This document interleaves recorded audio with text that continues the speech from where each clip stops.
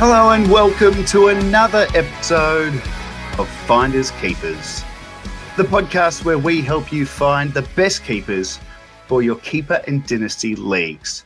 I'm your host, Jordox, and this is a very exciting edition of Finders Keepers, as I have a guest joining me this week.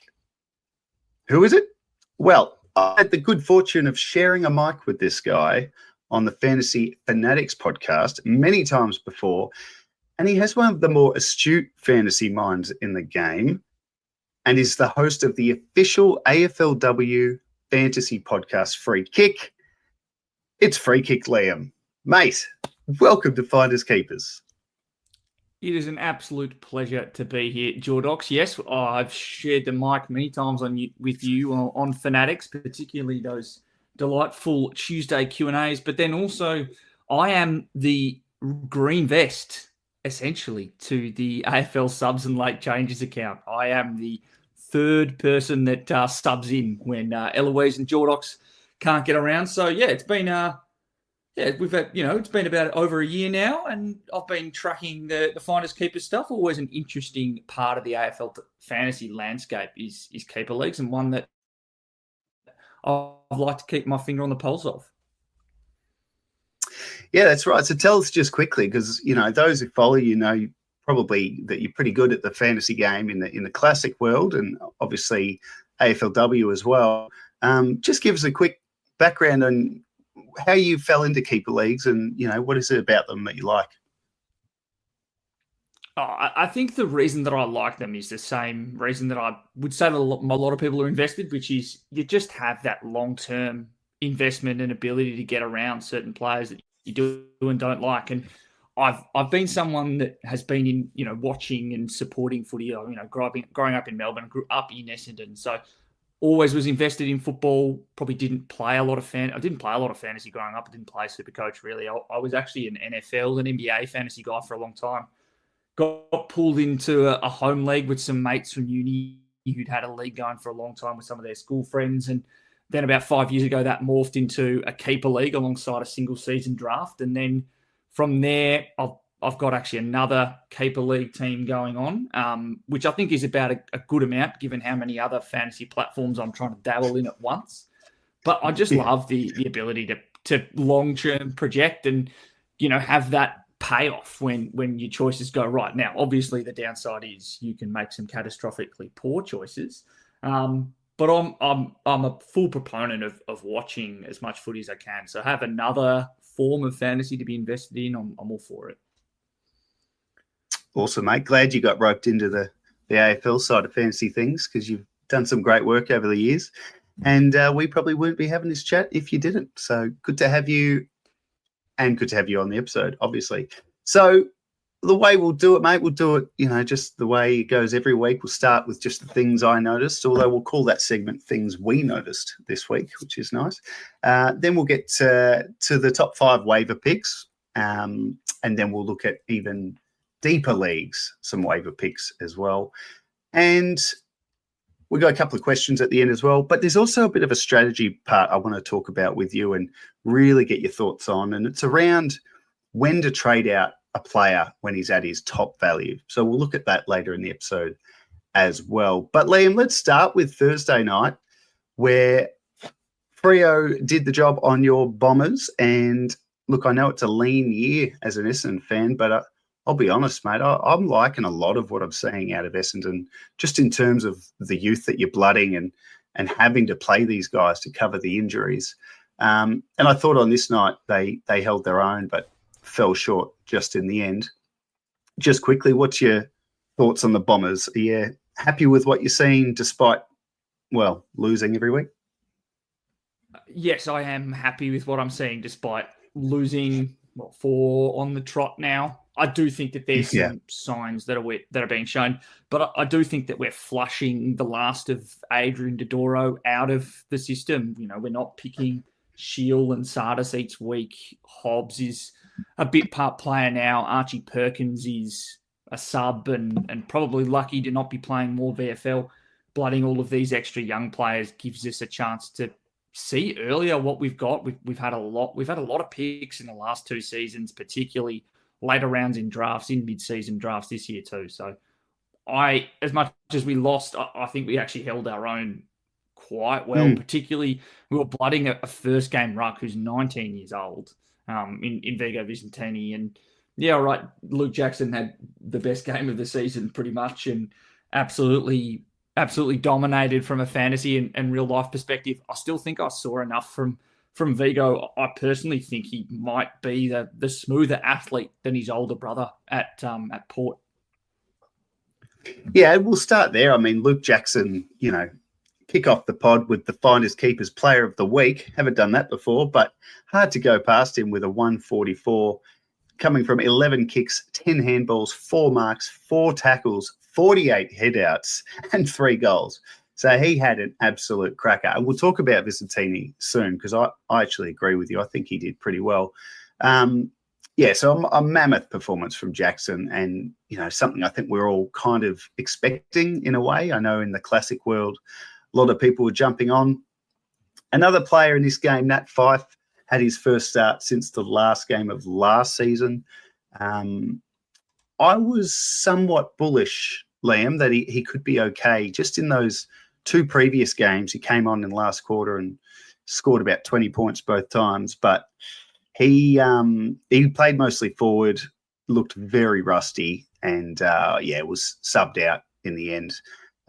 So I don't know. Do you reckon there's any chance we see Fyfe as a relevant guy, even in a deep league, for the rest of the year or next year? I don't know if there's going to be a next year, to be honest. I think this might be the last run around for Fyfe. I think it's the handball happy nature of the way that he played, which was okay when he was playing midfield time and accumulating and being around the ball a lot more.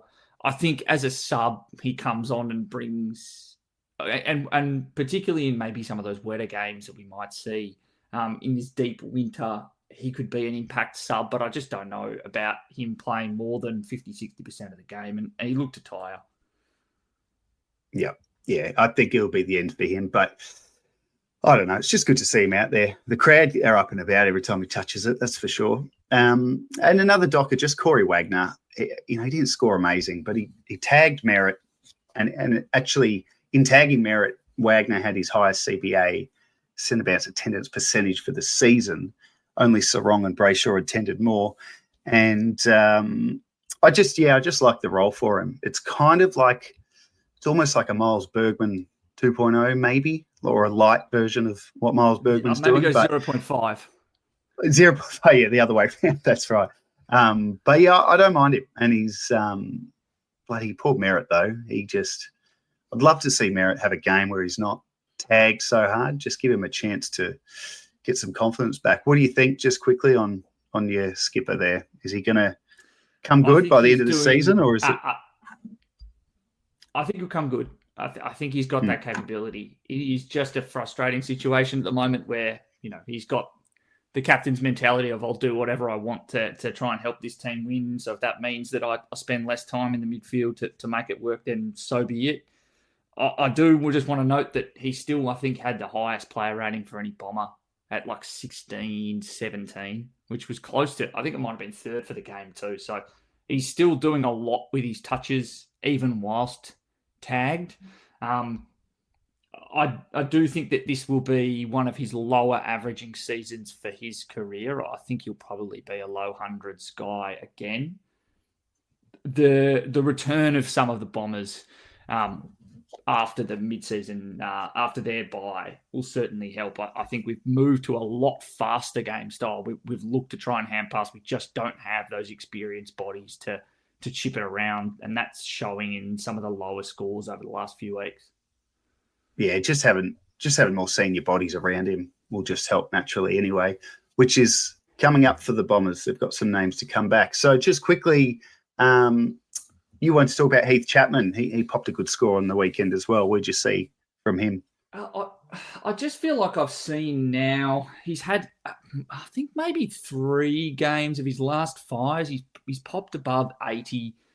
I think there was a few times where he truly has some elite short area quickness for a man of his size, and I still understand why there would be some desire to persist with him potentially as a midfielder. I think it's one where if he's on a waiver wire, I really don't mind having a stab at picking him up. I don't think he's going to be someone who sits on the outer of that list. Even when Hayden Young comes back, which is probably the one thing to mention with Wagner, he probably is the big handcuff, is being Hayden Young. But I just feel like Heath Chapman has like high 70s potential, which for a lot of keeper leagues is your D4, D5, is more than acceptable. And I wouldn't hate having a stab if you're feeling like you've got a rebuilding roster. Yeah, I like him. I feel like he's been someone that we've been excited about before and has just had injuries and issues with his body. So now that he's actually playing continuously, but he's just dropping these, 40s and 50s from time to time, which is so off-putting if he's going to be on your field.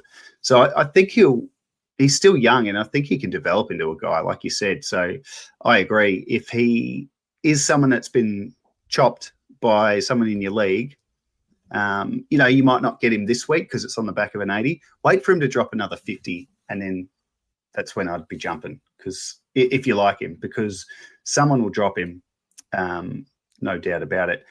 For the Bombers, Vigo Vicentini, pretty good debut, scored 63 points. Yes, his opponent went berserk, but I don't know, it's another Essendon debut. It's 11 for the year. And, he stood up, I thought, for you said 19, isn't he? That's 19 years that's old. young. That tackle at the end of the second half. That was good. That was a goal saver. Yeah. He had a bit of mongrel in him. Yep. Yeah, no, I like him. So what's going on there? So you got Goldie, who, you wouldn't have thought would go on next year, but who knows? He could play till he's 40, that guy. Draper has got that long-term injury, potentially going home. There's talk about maybe Riley O'Brien coming across. So maybe not yet for Vicentini, we're not picking up Rob. I swear to God, I refuse. I'm just telling you what I'm reading, Liam. But maybe Vigo could be, at 19, it's unlikely you're going to see him as a number one ruck too soon. But, he could be one that pops up in a year or two and does pretty well. So, yeah, worth keeping an eye on. That's for sure. Particularly if you've got some kind of rookie capacity, I think there's a chance. I just cannot definitively say what the Bombers ruck setup will look like in 6 weeks, 12 months. What with you, because you've got Draper, then we've also got Nick Bryan, who looks more. Left Bryan out. Looks like an average quality ruck, an average quality AFL player. So I think he's a dynasty league option only. But I liked what I saw for someone so young. Yeah, same. I'll just bounce through a couple of the other younger guys. Archer May stood out to me. 74 he scored, but just a really excellent second game. Could he form a partnership with Nate Caddy in the future, or is he a bit more higher up the ground, May? I'm not sure the sort of player he is just yet, but I thought he had a spring in his step. And then down back, Lockie Blackiston, scored 33. We're not looking at what he's scoring at this point, but yeah, he spent time on Jai Miss, who was goalless, and I just thought Blackiston looked really impressive, attacking the ball with confidence. Like even in that first quarter, a couple of times he gathered it and sort of spun out of danger. Off half back was delightful. He's got a surprising turn of foot for someone so tall and who's predominantly played as a ruck at South Perth. So I'm bullish on his capability. The one downside to him, and I think it'll hurt his fantasy scoring long term, is he has a ball drop that only a mother could love. He does not release his outside hand to try and balance. It's very much a one-hand drop, unbalanced, ungainly looking thing. But as a defender, I think he's got some capability. Now, he's got the problem. He's only got a 6-month deal with the Bombers, so he'll probably be right on the cusp when it comes around to list cutting time. I think Archer May is a long-term project, but I really like what I've seen, and he's on an 18-month contract post mid-season draft. So I think stocks are up on him. But probably as an understudy to 2 metre, Peter. Yeah, that makes sense. And then Zach Johnson, who, from the highs of a first fantasy ton last week, back down to earth for his owners this week with a 35. I think he had the same role, just obviously wasn't getting his hands on it. But I guess and you actually flagged this on Fantasy Fanatics last week in a classic context, because he's obviously a cash cow in those formats, but just that, the role and the position is a bit of a watch with the likes of Redmond, Ridley, Reed, all on the cusp of returning. But yeah, what do you think long term?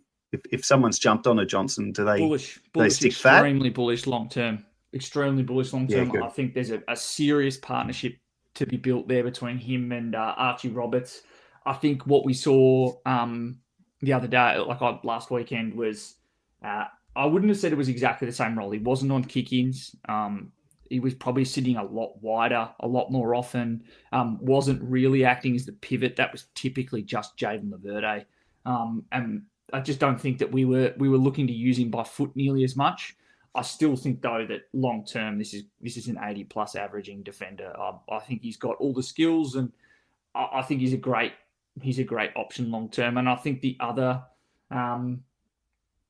option that I wanted to talk about was Jackson Pryor. Now, 64, not an incredible score, but I will say that he had the best game of his Bombers career, and probably the best game of his career playing the Jordan Ridley role. Now, we've got two other blokes who can play Jordan Ridley role. One, the eponymous Ridley, and then the second one is Zach Reed, playing that interceptor role. But I was extremely impressed, and I think against an easier team, I think this is another player that has 75 average comfortably within his sights. I really liked what I saw from him as an intercept mark. It's the most confident I've seen him. So I think the Bombers have shown themselves to be, over a long period of time, a fruitful backline to play in for fantasy points. And I think Pryor showed an extra string to his bow that I loved. That's pretty exciting, because when did he come across to the Bombers? Was that this year or the year before? Brisbane. Yeah. This year, delisted free agent, signed on the first day of the kind of SSP period. That's right, yeah. With his dad having been a former Bombers player. Oh, Michael Pryor, is there? I didn't know that was his dad. There you go. No, well, that's a great pickup. And yeah, he has had a good season, hasn't he? Yep, so there's plenty to like about the youngsters at Essendon, and just need to get the senior boys back, and I'm sure they'll be fine for the run-in. Geelong and Brisbane was Friday night, and Geelong had an off night, and Brisbane had to win. They would have lost 3 on the bounce otherwise. So yeah, not too surprised. Maybe the margin was a surprise, but just quickly for the Cats, I didn't have much. Just Jack Martin, with an 84. The role wasn't as juicy, I don't think, as last week off halfback, because he was sort of wing, and then he'd be forward, then he'd be back. He was sort of all over. But an 84, I don't think his disposal was all that hot. But geez, if you grabbed him last week, you'd be pretty happy with an 84. What do you reckon? Is he fool's gold? I think that if it's for a certain type of roster only, given his age and his injury profile and the depth at Geelong. But I wanted to say one thing, and I've kind of going to jump it up the run sheet a little bit, but that was Geelong's worst game of the year, I reckon. And it was also their worst player rating cumulative for the season, by nearly 10% than any other game this year. So I think we're definitely going to see some teams try and break down Geelong, because I think Geelong and the Western Bulldogs probably have the highest highs alongside Collingwood of any teams this year. So maybe adjust down on some of your end-of-season projections for Geelong players if we can see some of these performances by opposition teams replicated. Yeah, it's a good call. I mean, they didn't have a fantasy ton, probably, I imagine, for the first time this year, Geelong. I guess that's what happens when Bailey Smith has a quiet one. They all, he leads the way. But for Brisbane, Josh Dunkley, 124, a very welcome return to scoring for his owners. And it's no surprise it came in a game where he didn't really appear to have much of a shutdown role as much as he has in recent weeks. And yeah, it's really interesting, because it was one of Brisbane's better games for the year. So what do you think, Dunkley the tagger? Do you think he's of more worth to Brisbane, running with the opposition's best mid and having less impact himself by taking that player down? Or like in this game, he was a bit more freewheeling, got more of the footy because he's such a great player. You forget sometimes. We take these players for granted, but I thought he played such a good game. What do you reckon is best for Brisbane? And then what do you think Brisbane actually do? So here's my thought. He is the single best player at playing his role, which is a lean on like stoppage role, still able to beat you the other way. He's got the marks, he's got the tackles to be able to impact. I think the biggest thing in this game is he's had 8 more disposals than Hugh McCluggage. Now, my internet's too slow to be able to confirm this immediately, but I would say that might be one of the first times in the last month, 6 weeks, that he's had more touches than human luggage. And I think that's a big sign. If he can get back to a higher possession game, we know he's got the tackles and he's been able to tackle this year. And it's just been the disposals that have really let him down. He's not been involved as much. I think maybe the slightly skinnier and cooler conditions that often come with a bit of dew in winter will benefit Dunkley. Yeah. And I think that's the plus of him having more of a man, play the man, not the ball role, is it's allowed McCluggage to have this big breakout. But yeah, I reckon they need to try and find a balance because he's a good tagger. But yeah, he was really good on the weekend. A couple of Brisbane forwards, Kai Lohmann, that was his best game of the season by far. Scored an 84 and was just really lively from the opening bounce. He took this big specky in the opening minute that wasn't paid. And then 2 minutes later, he took another big specky and it was paid. And I just thought, this guy's up for a big one. Taking speckies, kicking goals, great signs. If he can hit anywhere near his form of last season for the run-in, yeah, the Lions will go a long way to winning back-to-back. And then Logan Morris, a 103. What a purple patch we're seeing with him. 3 of his last 4, he's gone 80+. He's kicked bags of 5 in his last 2 games.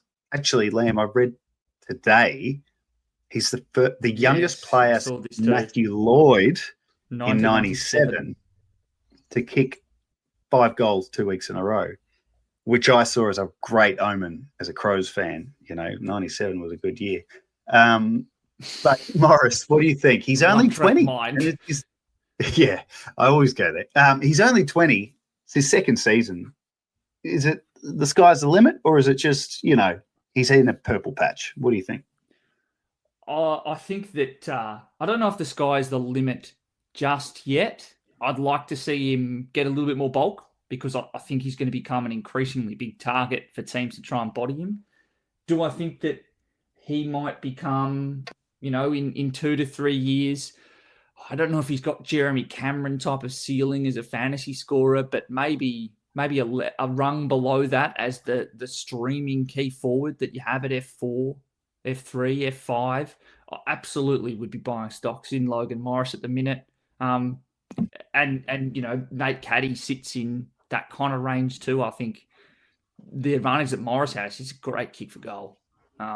He's very accurate. I really like his set shot routine. So yeah, I'm high on him. I think that if you were doing a keeper redraft today, he'd probably be going far higher than he did at the beginning of the year. Oh, absolutely. And you mentioned that Caddy. I mean, there's a whole host of them. These young, 20, 21-year-old key forwards who can get up the ground and can take big marks. And, we're just almost seeing the return of the centre half forward. It's pretty exciting because we haven't had, over the years, fantasy-wise, you don't really target forwards, do you? You try and find forward-eligible players who play up the ground as midfielders. But there's some key forwards this year that are really popping. It's great to see. On to Saturday, Carlton North. This was quite the upset. Although on form, it really wasn't an upset. It was probably the onslaught of that second quarter that was the upset side of it. But I wasn't that surprised that North would beat Carlton, but the manner in which they did. Let's look at a couple of Blues. Sam Doherty, I spoke about him last week and how owners would have been a little bit not happy with his 71, but, don't stress because the role was the same, that halfback role. So no surprises he bounced back. And I don't know, it seems to be the worse the Blues play, probably the better Doc's going to score in fantasy off that role, halfback. And yeah, so if you own Doherty, I hope you're not a Carlton fan, because you're probably going to enjoy Carlton losing more as a Doherty owner. Tom DeConning, Liam, so Pitnet came in, which I think we've seen Pitnet once before this year, and I was surprised they dropped him straight away, because I don't mind the two-ruck approach just while DeConning's still youngish. So Pitnet came in, they split the role. Pitnet had slightly more CBAs, but DeConning had more stoppages around the ground. What'd you make of it? Do you think Blues stick with Pitnet for a little bit, just give DeConning a breather, or get him out and let DeConning go solo? I personally think that Mark Pitnet is bad for Carlton structure. I feel like they might have won like 25% of the games where both Pitt and TDK have played together in the same team. I think Pitnet is more than adequate. He's someone that, if you're like, do I think he's a better ruck than Matt Flynn? Probably. So if I'm West Coast, like, you know, I'm shopping in the bargain basement, he could go there, but I just don't think it. I don't think it helps TDK, and I don't think it helps Carlton. And I think he's only playing because of the number of tall injuries that Carlton have, rivaled or beaten only by Essendon, really. Yeah. And I mean, my thought on Pitnet coming in was just to give DeConning a little bit of a breather, because this is his first year as solo ruck, and it's a big load for someone with he's young in ruck terms anyway. But look, he might be off to St Kilda. That's what seems to be going on at the minute. So who knows where that all ends up for the Carlton ruck line. Cooper Lord, I'll just touch on him quickly, because I feel like he's one of my sub boys. Throughout this year on Finders Keepers, I've been quite enamoured with him, Sheldrick, Sam Berry, these guys who just get a quarter but put on the points, and then they finally get their chance. When Walsh went down, I thought Lord would get that role and, he'd go on with it, but he was super disappointing on the weekend. He just couldn't get into the game amidst that North onslaught, and then was subbed at halftime, which is a shame. But I do have high hopes for him still in the future. And Liam, Zach Williams, a few CBAs. Yes. Nice score for him this CBAs week. In 4 of the last 5 weeks. He didn't have any in the last quarter, which is, interestingly enough, Carlton's best quarter.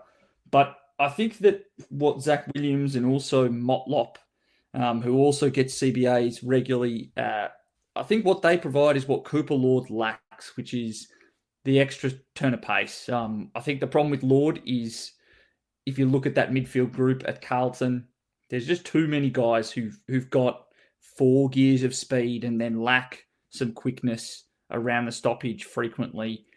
And I think I heard Vossi talk before the West Coast game about, we'll go with Cooper Lord a bit, but then we'll throw in some of the quicker guys. And I think Zach Williams he's had a 98 and had, I think, maybe his highest player rating of the year. He's had some good scores. It's another one where, if you are looking to take a stab and you're really struggling to find that forward depth, I'll be having a dart throw at Zach Williams. Now, obviously, that's dependent maybe on team sheets, but he's not exactly flavour of the month for fantasy fans for a while, given his injury-prone nature, but he is putting together some good scores and some good player ratings too, which is always a good sign. Yeah, he's been pretty handy. I think we've always just thought, well, if he doesn't have that plum halfback role, he's no use to us. But yeah, he's having a pretty decent year, I reckon. And a sprinkling of CBAs is probably all you need to have him at, F5 or maybe as a streamer. For North, Tristan Cherry had a streamer. Yeah. For North, Cherry had a quieter game by his standards. 84 is quiet for him.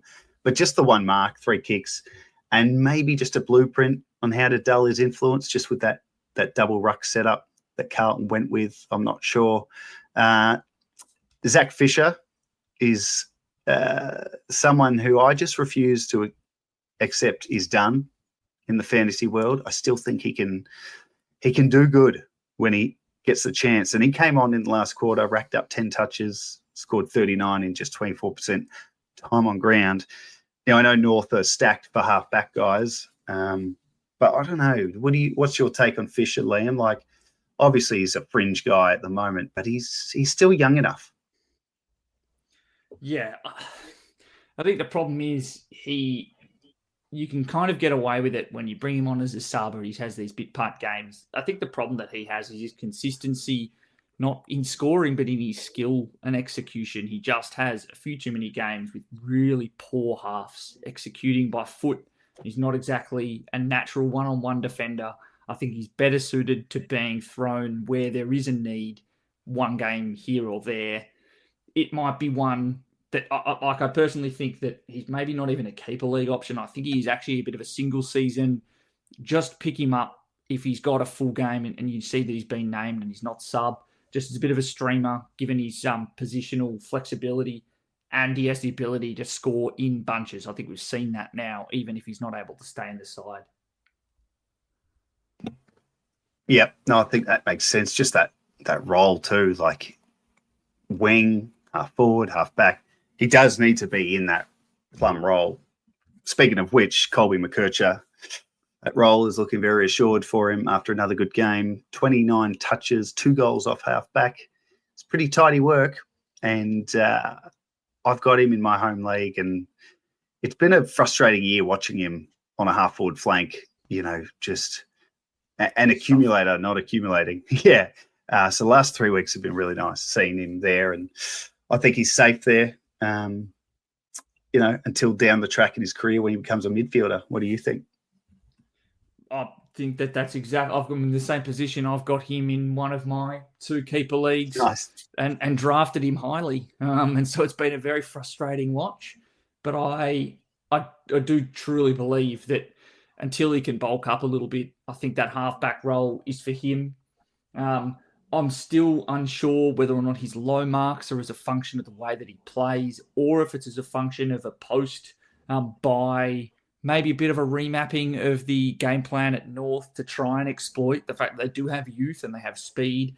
I think it's no surprise that we've also seen the best few games in a row from Finn O'Sullivan playing with that speed and playing a little bit higher up the ground, looking to try and exploit that to really punish teams. And they've had, basically they've had they've won 2 of their last 3 games, and they should have won all 3. Like, let's be real. They've looked much better, and I think it's as a function of the speed of play. So I think we can probably expect some of these younger players to feature prominently. Although, funnily enough, the name that I've thrown down is one of the oldest, which is Luke McDonald.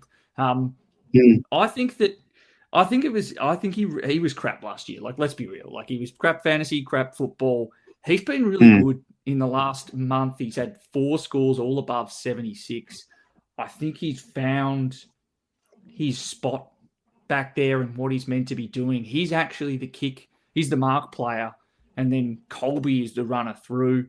He's looking to find laterally Hardiman, who's a nice left foot kick as well. So I think that, again, it's for a list that maybe needs a waiver pickup, someone experienced to hold down a spot for an injury, maybe for a month. I think North have a good run coming up. I think if you're willing to pick up someone that you might drop at the end of the season, you could do far worse than Luke McDonald. Completely agree. And even his last 2, Liam, his time on ground's in the 90s, 90%, above 90% time on ground. That just seems like a lot for an old fellow like McDonald. So yeah, he's having a good year. I don't know. Did he relinquish that captaincy in the off season, or was that years ago? He did. I don't know. Yeah, okay. So maybe he's a bit freer, just focus on himself, not the pressures of captaining a side that's down the bottom of the ladder.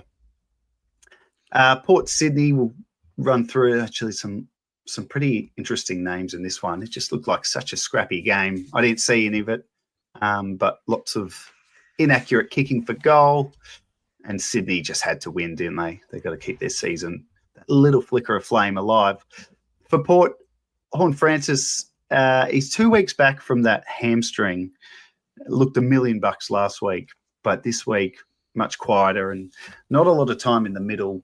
Just wonder if it was that shoulder problem that he had a stinger last week and was, somewhat in doubt to play. Hampered it. Yeah, that's the word. Do you reckon that was the case? Did you catch this game? Yeah, I did catch this game. It looked hampered. I think there was a realization that he can have an impact forward, and he's not going to be able to play midfield time because he just couldn't tackle. And if you looked at his strapping, there was some vision at halftime. He had the full gladiator style, one shoulder completely covered, strapping fully wrapped around his chest, going around his back as well. I wouldn't be shocked if he couldn't get his right shoulder up above his elbow right up above his shoulder. He was clearly pretty hampered, and that. But I do think that his inability to play midfield clock in a week where they probably needed it had some flow-on effects because Rosie was much higher CBA time, and then also Bergman was nursing a sore shoulder and apparently a bit of illness. So as much as it was a scrappy game, it's tough to know what to take from this for Port, just given the really changeable nature of the impact that injuries and illness has clearly had on their kind of core engine room. Yeah, they're good names you bring up because Rosie did stand out to me in terms of looking at role shifts. I mean, he had, like you said, his biggest CBA percentage for the season, but he went in there after quarter time after being tagged by James Jordan. So I don't know if it was a case of trying to shake the tag or what it was, but he still took kick-ins, Rosie, so I think he was everywhere. But I want to know more about Bergman because I'm a big fan of his. It's his first poor scoring, well, pretty much since he's taken this role. I heard about a shoulder knock in the second quarter, and then there was talk of maybe he had a bit of illness. Now, he ran with Heaney, but it doesn't look like he ran with him at centre bounces. So what was your take on Bergman's game? It was a man who was clearly hampered, clearly impacted by his injuries, wasn't running as hard. And I think I would call Port's performance discombobulated. Didn't look like they were hitting that top gear. They looked like the classic, the ability to be a high-scoring team that we've maybe seen in the last 2 years from Port that we saw against Melbourne. That was all bar gone. Against Sydney, I still think that Bergman is someone you'd love to have long term. I do just worry though. I do think that if he stays at Port, I really am going to struggle to predict what Carr is going to do. It's been tough this season to know who's got the reins. Is it Carr? Is it Hinkley? I think if you've got stocks in him, you put this down to injury. For everyone else, you kind of put your finger on the pulse, but maybe you don't buy in immediately. Mm. Well, I've been chasing him for weeks now from my brother in my home league, and he won't budge. But on the back of a 52, I might go there again this week. And then you've just put down Joe Richards, and then the mid-season recruit Liddy. Talk about those two boys for us. Yeah, so Joe Richards, he's had two of his best games post-bye. He's someone who I think in round 2 might have had an 80 or a 90. And I was like, oh, okay, this is looking good. Now, I haven't managed to get him in any leagues. I wasn't able to draft him, but he looked to be playing, a Dylan Moore light type of role higher up the ground. And then really got bogged down in some 50s, struggled to have impact as Port really struggled to find consistent form. But I think post-bye, I wouldn't be shocked if he's been given a bit of extra license to go further up the field, and he's had an 86 and I think an 84. He's someone that his average over the season probably looks pretty bad, so if you can snag him as a trade, I really do like his value long-term. He's still really young. I think he's 23, 24. They've given him a long-term deal, and I think that he's never going to cop nearly as much attention as the other half forwards they've got rolling through there. Got Sam Powell-Pepper, they've got JHF. I think he's someone that I'd be buying stocks in. Now, Liddy with a 74. Look, it's his best scoring game so far, but he had a negative player rating because he's kicking. He's just hitting him. He's trying to pull off kicks that maybe aren't there, and he's also probably suffering from not having had a preseason and being a bit tired because there's a lot that he's scuffing off the inside of his foot. So I wouldn't be, clamoring all over the waiver wire to get him. I think if you've already picked him up in a really deep dynasty league, you're happy with the scoring. I would want another week, though, to see maybe if he can clean up some of his disposal, which is my biggest concern for him. I like his endeavour. I just want to see some better kicking. Yeah, and there's been a few guys for Port this year that have sort of young guys have come in and they've had a bit of a nice score, caught our attention, in the fantasy world. But then they're the sable or in the twos quite soon after. So, yeah, definitely a watch on him. And just on Richards, I'm curious what you think, because Jack Lukosius is going to play some sample minutes this week, which is great news for Port. So he's probably, a couple of weeks away from maybe being in the senior side. Does he help Richards by allowing him up the ground more, or is Lukosius, when fully fit, more likely to be the guy that gets up the ground, pushing Richards deeper? How do you reckon the two will work? I personally think that it'll just help Port, and I think it will be a case of rising tide lifting all boats. I think Lukosius is probably needed to still sit a little deeper. They don't have, I don't like their second tall stocks. They've got Georgiades, and then they've got Rioli. That's their 1-2 punch inside forward 50 at the moment. And I think Lukosius probably sits in that mid-zone playing as a half forward. We had seen reports of him drifting behind the ball a little bit later in quarters, but I think that was in preseason, and I think we've seen about 3 iterations of Port game plan in that time. I wouldn't personally be taking stocks down on Richards Berry as a result of Lukosius. Oh, Richards. Yeah, I was thinking of Berry. There's a lot of those guys there at Port. Yeah, it'd be good to see Lukosius back, and he's someone he could be sitting on waiver wires. You don't know. He's a name that's got strong value, but his scoring hasn't been great, and I think a lot of people resign to the fact that, well, he's at Port, he's now forward Lukosius, therefore not fantasy relevant. I can see him being very fantasy relevant, even as a forward. And who knows, Josh Carr next year might put him behind the ball, half back. You never know. Sydney, some names for Sydney. Brodie Grundy, just quickly. Grundy season continues. So this is now 6 tons in a row, and the last 4 all over 120. It's, I don't know. Grundy owners would just be amazed. Like, this renaissance he's having, I think we'd sort of settled on him being a 90 guy until he retires, but yeah, he's gone gangbusters at the moment. Well, just quickly, is this Grundy back, or is it just a nice little snippet of time? It's a nice pop. I'm loving it. I've got him in Selby's Survivor competition. It's been a beautiful pick.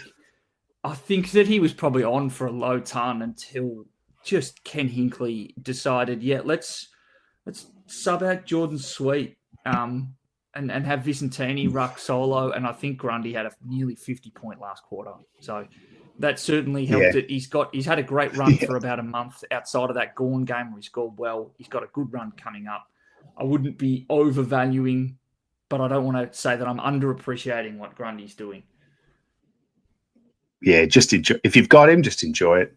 Callum Mills, 3rd game back, 2nd in a row now.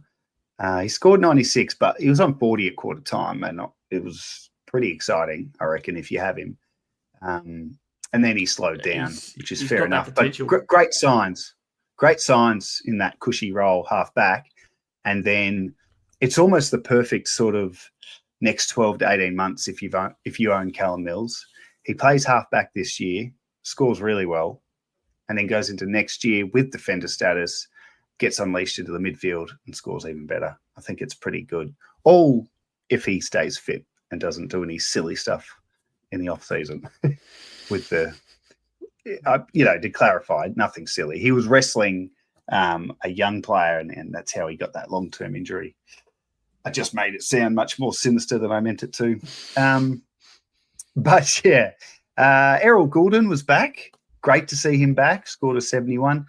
Now, he played mostly wing from what I could ascertain, Liam. And I don't know, do you reckon he stays on the wing at least until, well, they might not make finals, but just until he warms up?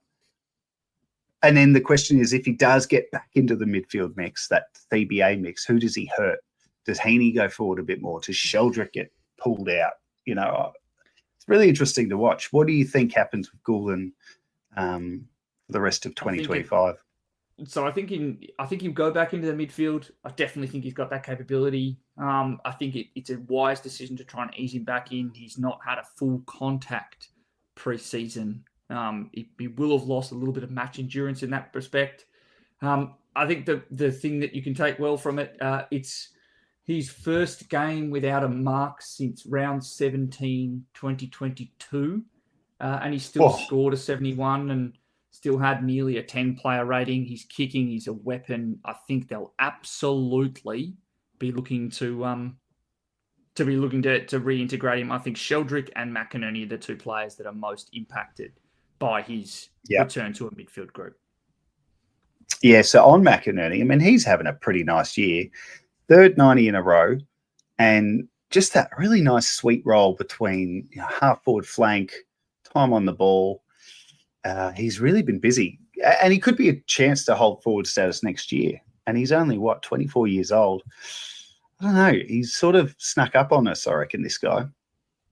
He snuck up on us because he always gets suspended. He's got a little bit of an issue with keeping his head or his shoulders down and away from people's heads. I think he will be someone that if you've got him, you'll absolutely value his flexibility in the medium to long term.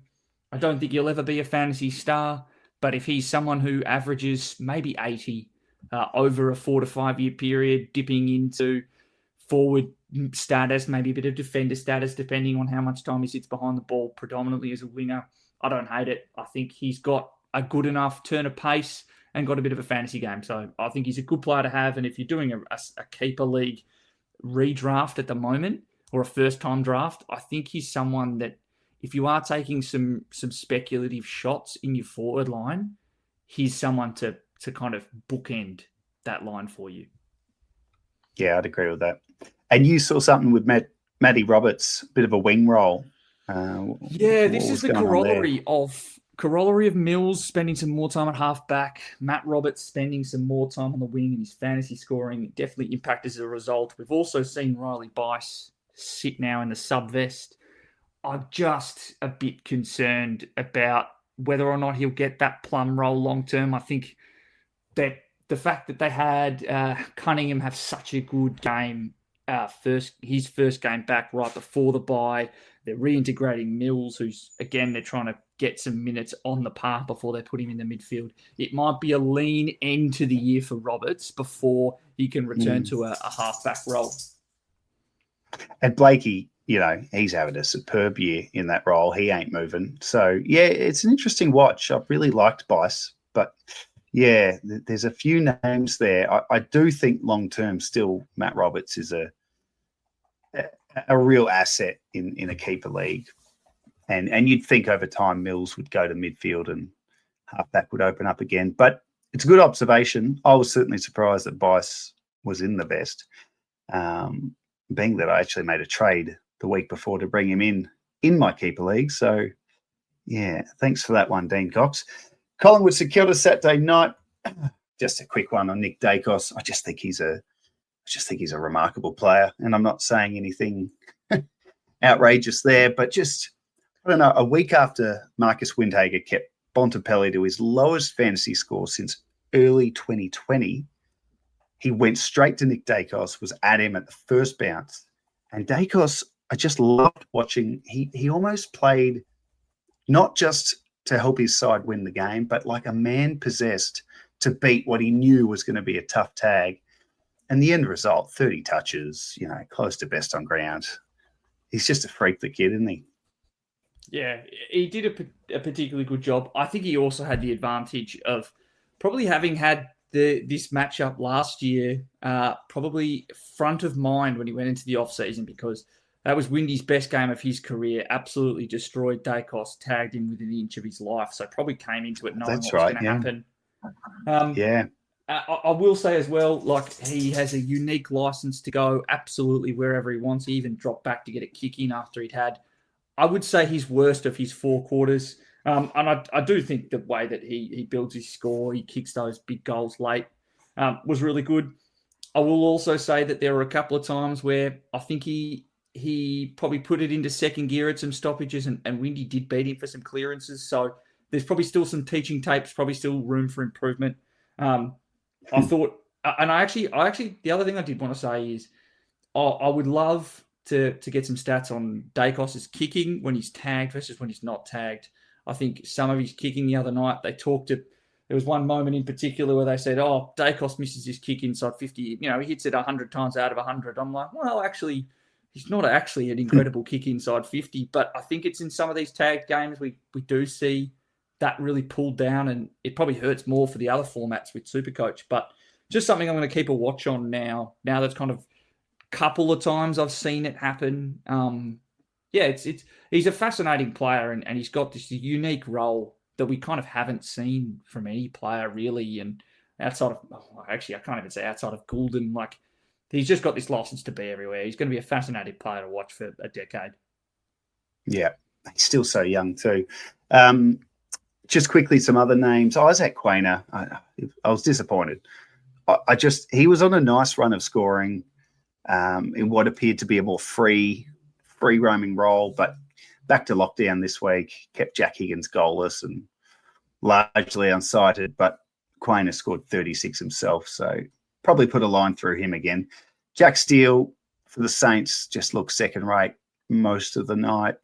There's been games where he's looked like this in the last couple of years. I'm happy to give him a mulligan this week because he's had a reasonable season, but I don't know. He just didn't look himself. Couple others. Hunter Clark was back in the midfield this week for the Saints, but didn't really stand out in a real sense or a fantasy sense.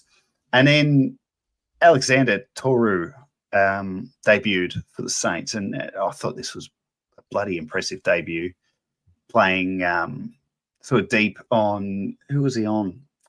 Membry. Did a good job on Membry. But what was your take, Liam? I thought there was so many moments where I just thought, it's just a spoil, it's just a bump or whatever it is, but those little 1%ers from him, I reckon he's going to be a player. I think he's just got the build and maybe the confidence of someone who's maybe had 2 pre-seasons but not played a game yet. I think that's the best way to describe it. Like, he looks like he's just kind of filled in to his shape and to his position a little bit. One thing to flag, maybe long-term, is they did throw him forward late in the fourth, which I just really don't think is going to be a particularly fruitful role. But I liked what I saw from him.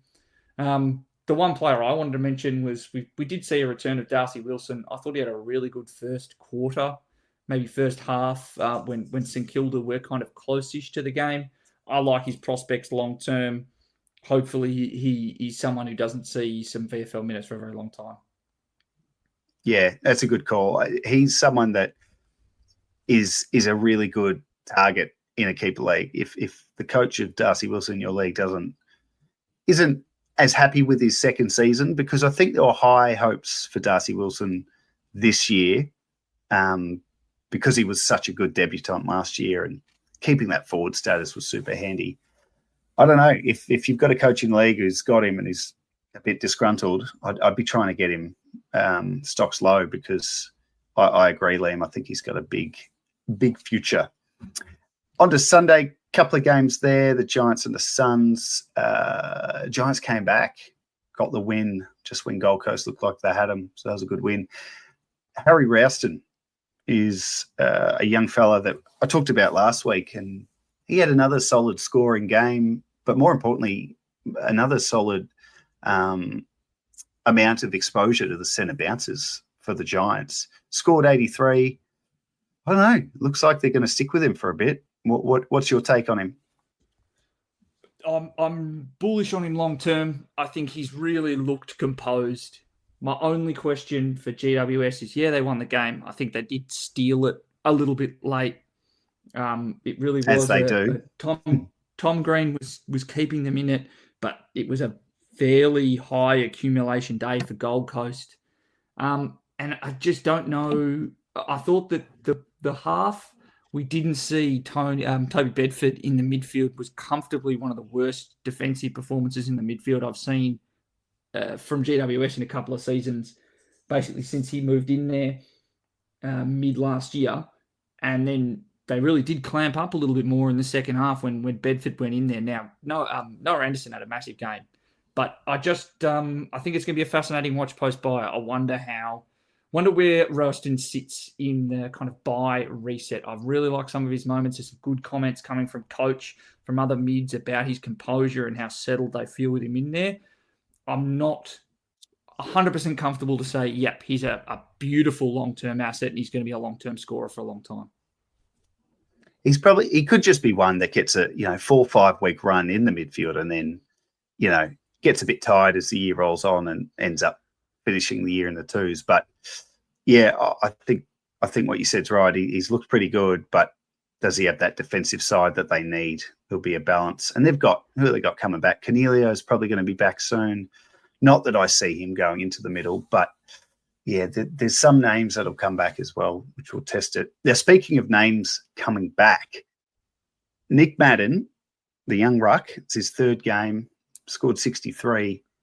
I thought he had a dip. From what I could see, he's had a dip against Jared Witts. He had 31 hitouts against Witts. That's no mean feat.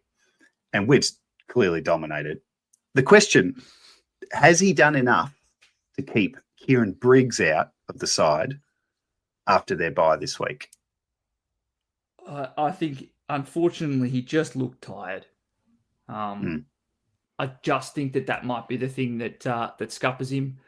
I do think, though, that Kieran Briggs is a name that I will not be shocked to hear on Gettable or whatever or some of the other podcasts next year as, he's not comfortable about his future long-term in GWS, looking for spots elsewhere.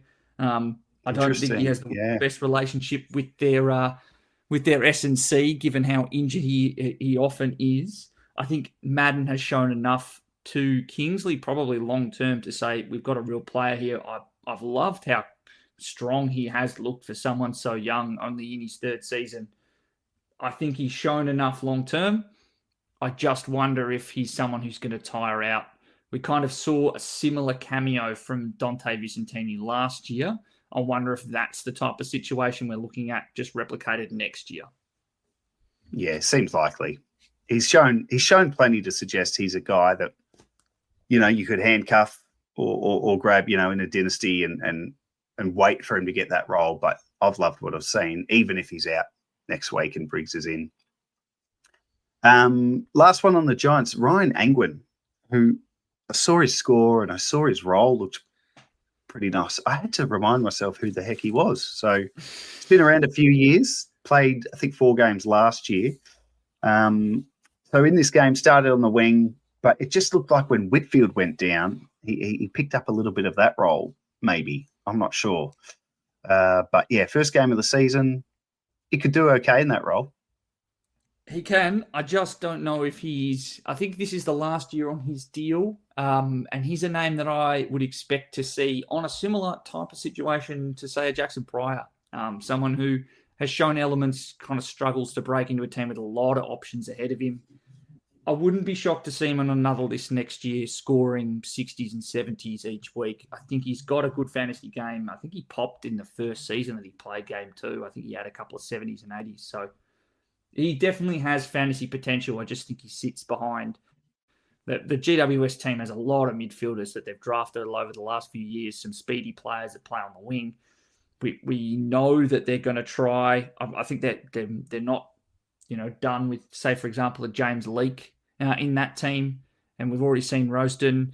I think there's a lot of moving parts, but I like what I saw enough to say that I'm not picking him up this year, but if he ends up on another list over the off-season, he's probably someone I'll take a stab at the end of a redraft in a keeper league. Maybe that's fair. Well. Yeah. Oh, well, we'll get a look at him. I mean, he'll keep his spot at least for one more week. I'll be watching him next week. For Gold Coast, Seb Flanders, really interesting. There were stories during the week about, Melbourne clubs being interested and, it kind of makes sense that he'd leave because he's been playing this weird forward role. Then the coach, Damien Hardwick, never shy, Dimmer, comes out and says he's not going anywhere. He's the solution for us. Some big talk there from Dimmer. So I was like, well, let's see him played in the midfield this week. But he didn't play in the midfield, but he did look fresher post-bye. 29 touches, season high for him. And, yeah, no CBAs, but yet feel like he's going to go back into that midfield at some point. What do you reckon? I think it's really tough. I think I thought he looked better, but how many more points did he score than Took Miller and Bailey Humphrey, who play a similar role, but they get a few more CBAs, and they both looked excellent. I think Took Miller is having an extremely underrated year from a football and a fantasy sense. And Bailey Humphrey looked excellent, had a ton. I know you got him on the run sheet as the next one, but he's someone who caught my eye. I'm an investor in a couple of keeper leagues. I like what I see from him long term. I think it's a fascinating one. I don't think Dimmer has thought of Sam Flanders as the solution so far this year, and there's probably some writing on the wall because Matt Rowell has re-signed, and it kind of sews up that core midfield group.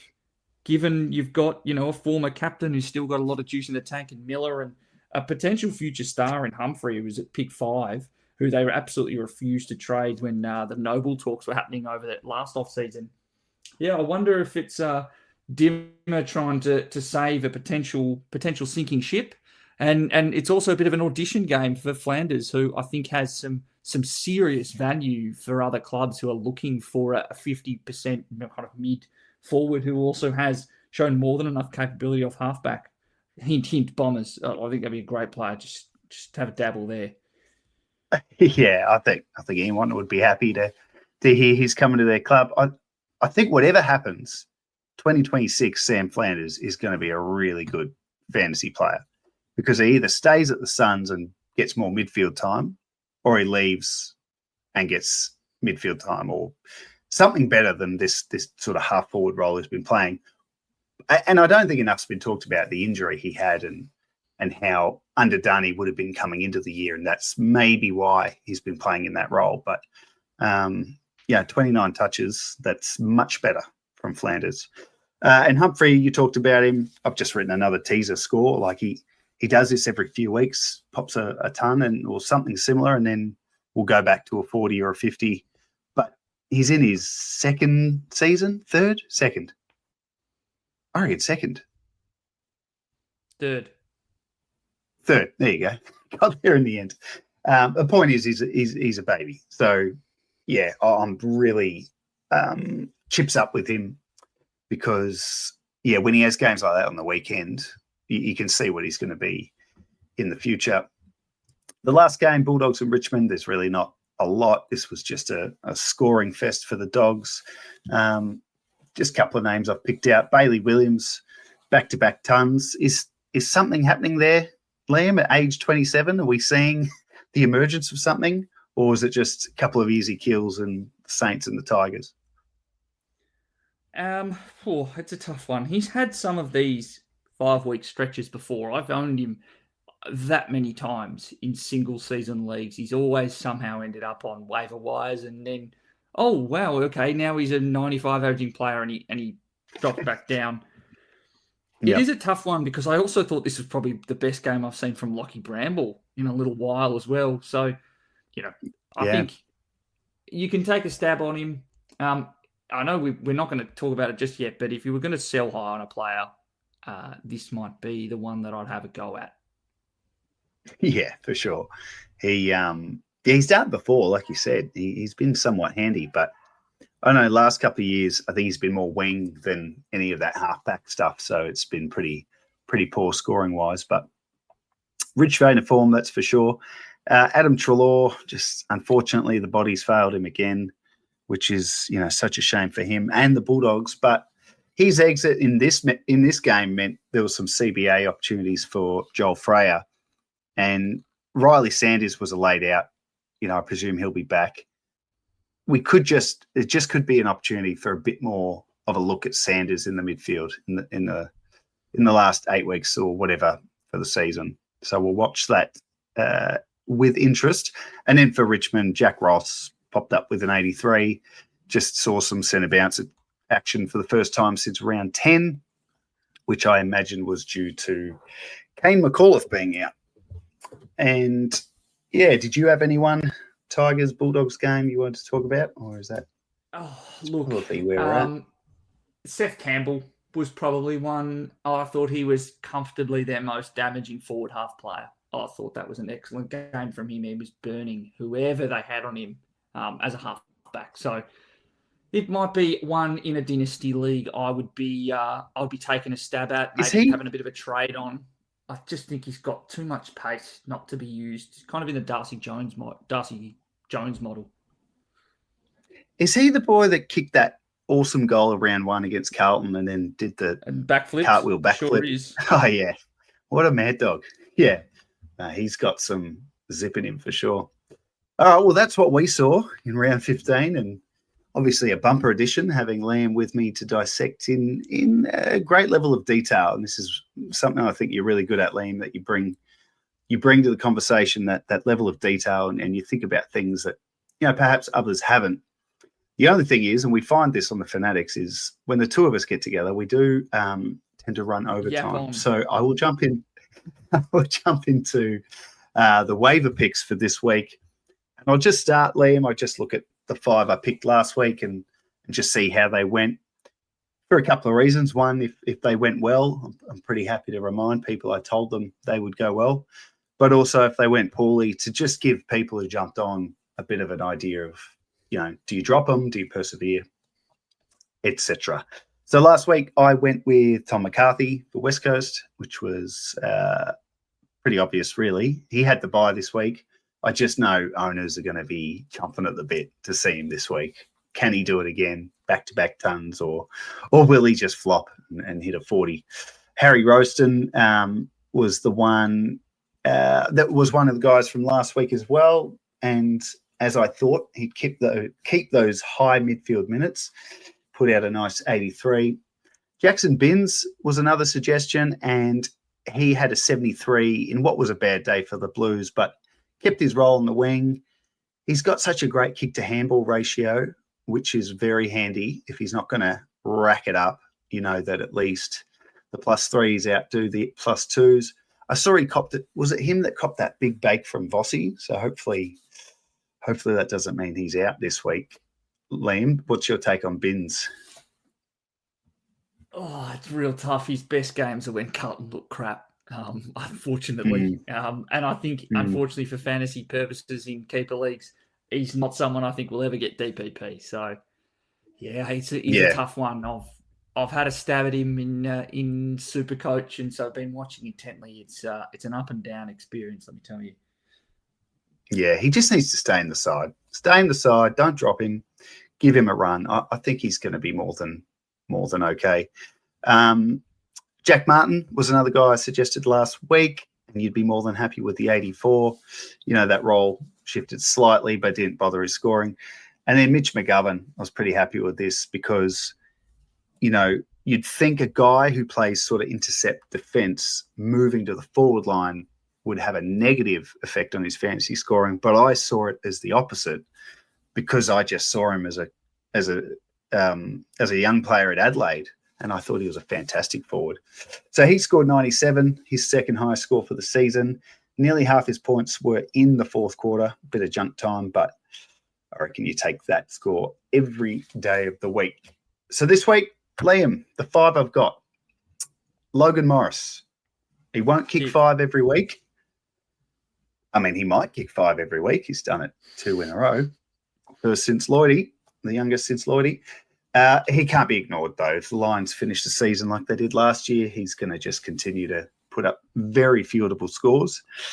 Luke McDonald, and you touched on him earlier, those 4 nice scores in a row, some high time on ground numbers. I think he's pretty safe to have a crack at. Daniel Turner for Melbourne is still quite lowly owned for a guy putting up fairly decent scores of late, and he's got the defender forward status too. Coming off the bye, he's one of those ones that might just be sitting there. Maybe someone dropped him to get someone to field last week. Sam Butler from Hawthorn, also coming off the bye. I think he looked the part in the 2 games he's played. Forward flanker, a bit of time in the middle. And Dylan Moore's form has been really good with Butler in, so I think that bodes well. And then the last one, Corey Wagner for Freo. We talked about him earlier as being Miles Bergman 0.5. Similar type role. I just like that he has those run with roles and can be used in the middle. So they're my 5 for this week. Liam, you happy with those 5? And is there anyone else you want to throw in the ring? I like those 5. I'm happy with all of them. Mm-hmm. I think the one that I might add is Heath Chapman. Just deeper leagues only, but I do think that medium term he is a 75 plus averaging player. Yeah, I'd agree with that. And then usually I'll go deeper and I'll give 5 names in really deep leagues. I'm just going to give you one this week just so we can jump into the strategy question I wanted to put to Liam because, we're going to need to wrap this soon, aren't we, mate? It's been a good one. Let's Speedy Gonzalez, these ones. Yeah, Ryan Angwin for the Giants. I just think in a deep league, he's worth a punt. He had what appeared to be a nice role with Whitfield out. And, as we said before, I reckon we'll get a look at him for the next month. So, strategy question I want to put to you and get your thoughts on. When you have a player, Liam, in peak value in Keeper League, and the peak value could be due to his scoring, due to his age, or due to the fact that he has DPP. So it could be someone with forward status, and he's not going to have forward status again. Is it smart to cash in on them and trade them at top value, or are you better just holding and enjoying that scoring? And, the obvious point would be, well, if you're rebuilding or if you're contending, but is it that simple? Do you have more of an intuition that comes into it to sort of feel like this guy is killing it, but I actually don't think he will next year, so I'll trade him now? Yeah, it is a very difficult one to assess. I think the other factors that I look to, big proponent of looking at marrying up, high scoring with player ratings to get a bit of more of a sense of what coaches are thinking. And then I think the other element to add in there is there a mooted coaching change in the off-season? Are we hearing a lot of reports that the team that they play for is looking at other options to bring in free agency? Or are they trying to look on the scrap heap for the Jackson Pryor type of player?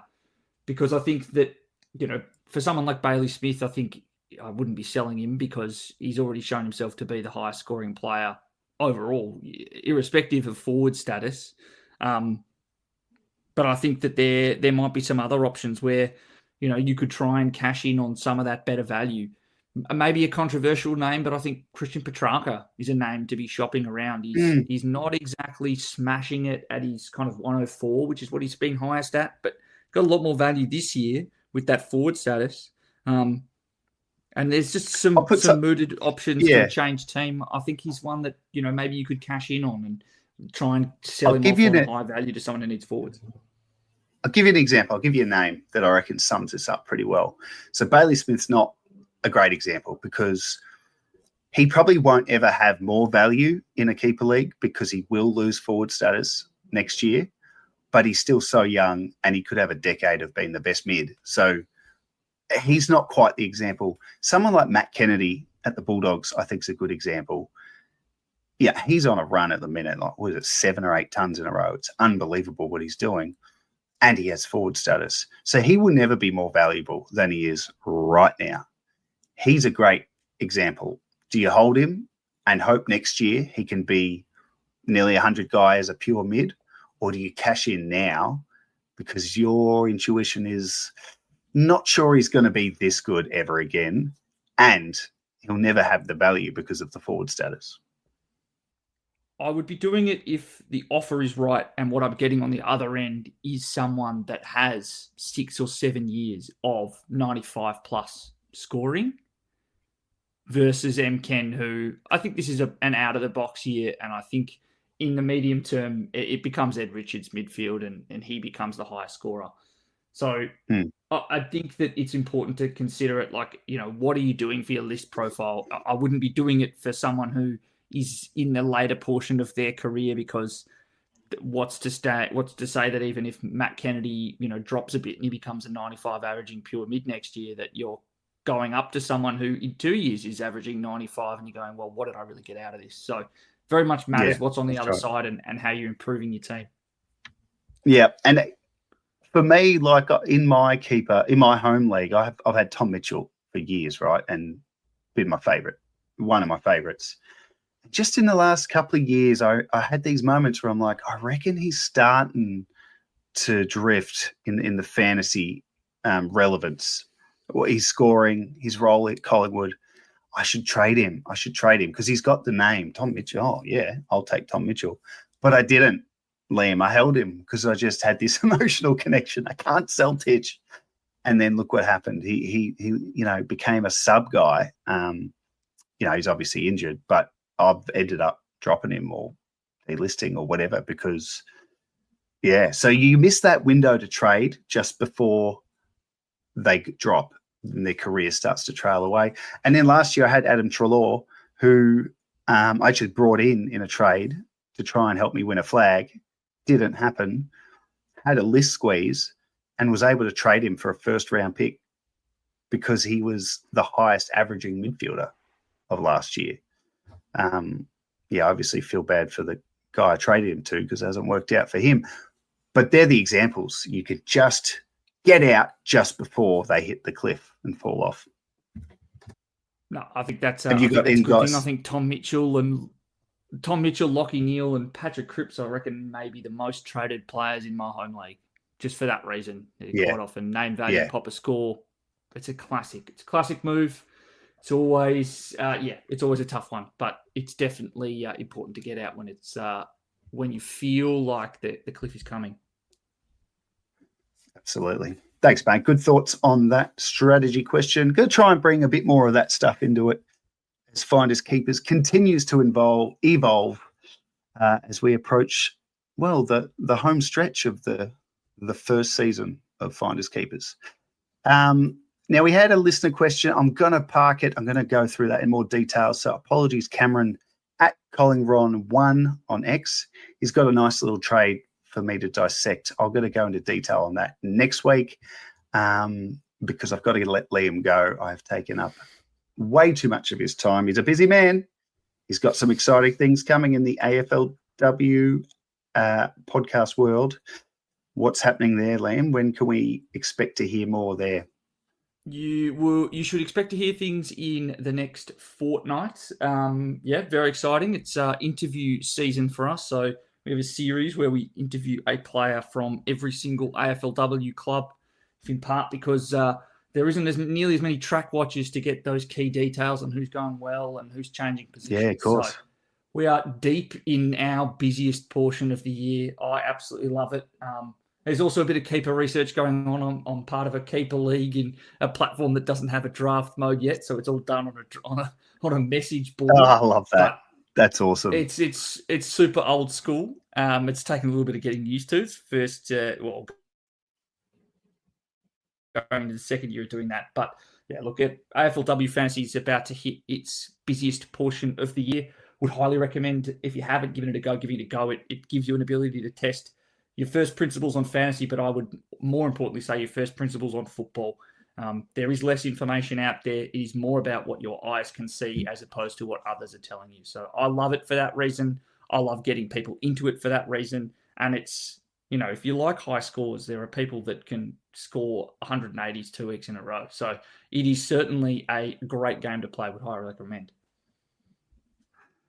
Absolutely. I reckon I might have to give it a crack this year. I know Bales has been on to me playing it for, I think last year it was. And I think I'll have to give it a go this year. Mate, thank you so much for jumping on and being a guest on Finders Keepers. Love your work. Love having a yarn with you. And let the people know where they can find you on X and on socials. And then I'll wrap up the pod, I reckon. Look, thanks very much for having me, Jordox.